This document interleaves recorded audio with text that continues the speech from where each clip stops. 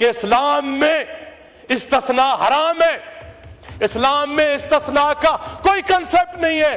मैं भी खैफ नहीं तख्ता-ए-दार से, मैं भी मंसूर हूं कह दो अगयार से।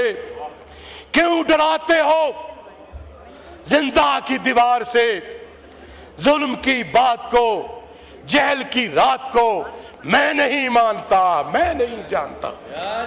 सबसे पहले मैं पाकिस्तान पीपल्स पार्टी को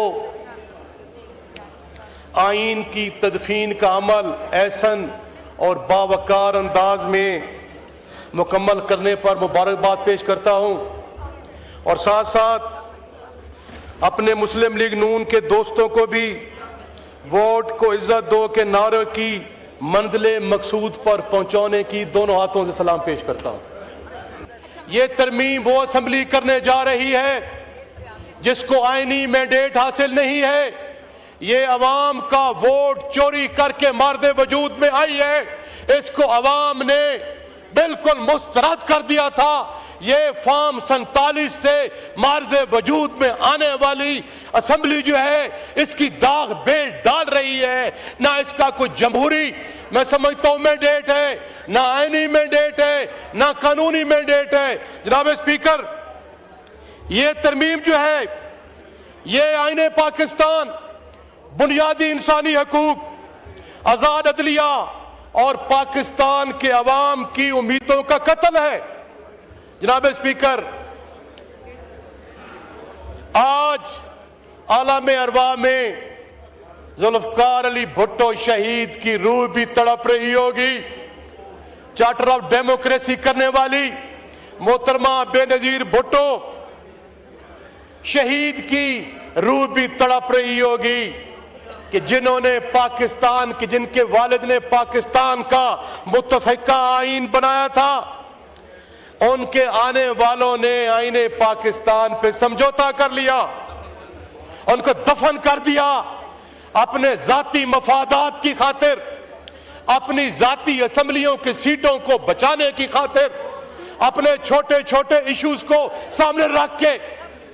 ये आने वाली नस्लें जनाब स्पीकर, इन्होंने ये जो गंद का तौक अपने सर पे उठाया है, इनकी आने वाली 7 नस्लें भी उसका जवाब देंगी। मेरी बात को ऐसे ना समझा जाए, मेरी बात को जनाब स्पीकर जज्बात की राह में ना बहा जाए।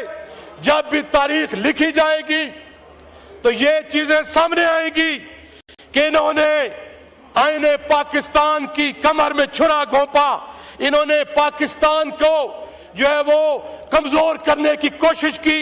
जनाब स्पीकर, मुझे कहने दीजिए कि ये जो ज़मीर का मुझे ढेर नजर आ रहा है, ये खुदा की कसम मेरे काफी दोस्त ऐसे हैं, मैं किसी का नाम नहीं लेना चाहता, इज्जत का एहतराम का रिश्ता है उनसे, कि उनके ज़मीर भी उनको मलामत कर रहे हैं। वो भी दिलों से कह रहे हैं कि हम ये क्या करने जा रहे हैं।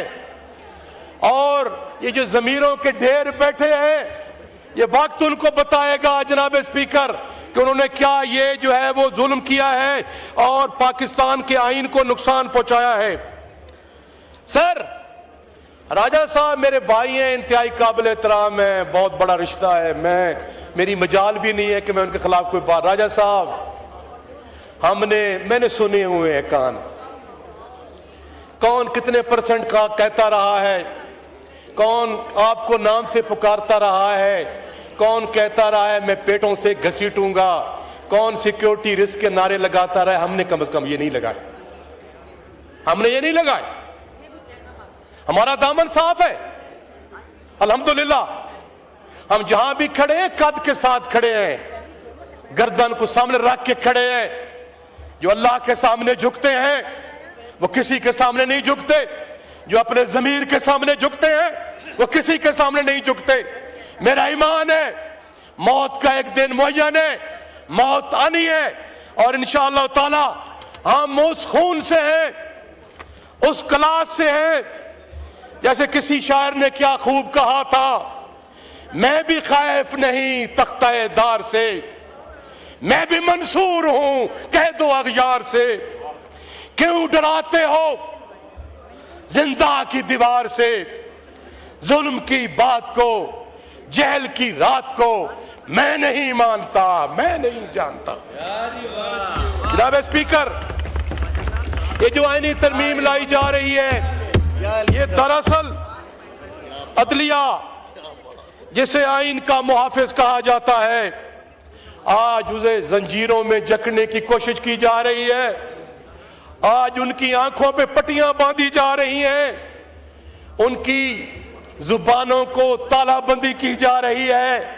उस अदलिया ने जिसने जुल्म के सामने, नाइंसाफी के सामने झुकने से इनकार कर दिया, उनको ये झुकाने के लिए ये पोस्टिंग और ट्रांसफर का कंसेप्ट लाए हैं। मैं तो हैरान हूं, क्या वो ब्यूरोक्रेट है? उनके अब तबादले कर रहे हैं। वो जो हमारे बुनियादी इंसानी हकूक की मुहाफिज है, आप उनको डरा कर, धमका कर, उन पे ये जो है वो जरबे लगाकर ये आईने पाकिस्तान का गला घोंटना चाहते हैं।